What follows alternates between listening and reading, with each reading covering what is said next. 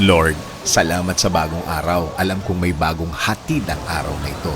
Lord, thank you for this day. Salamat, alam kong may biyaya ka na namang ibibigay sa akin ngayon. Panginoon, maraming salamat sa lahat ng ibinigay mo at ibibigay mo sa araw na ito. Maraming salamat dahil may mga bagong opportunities na naman ako makukuha na galing sa iyo, Lord. Alam kong may mga parating na naman akong blessings. Alam kong may parating na naman akong pagpapala. Alam kong may parating na naman na answered prayer sa araw na ito. Ang mga bagay na ito ang nagpapasaya sa akin, Panginoon. Kaya alam ko, Lord, na gagawin mo na namang masaya ang araw kong ito, Lord. Dahil alam kong di mo ako pinababayaan, di mo ko iniiwan sa lahat ng mga magbigat at problemado kong mga araw. Alam kong andyan palagi ang iyong kabaitan na laging available sa lahat ng pagkakataon. Alam ko ding tuloy-tuloy ang mga gagawin mong mga bagay sa aking buhay.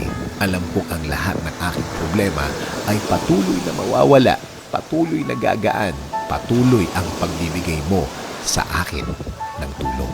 In Jesus' name I pray. Amen. Sabi nga sa Romans 8:28, and we know that for those who love God, all things work together for good, for those who are called according to His purpose.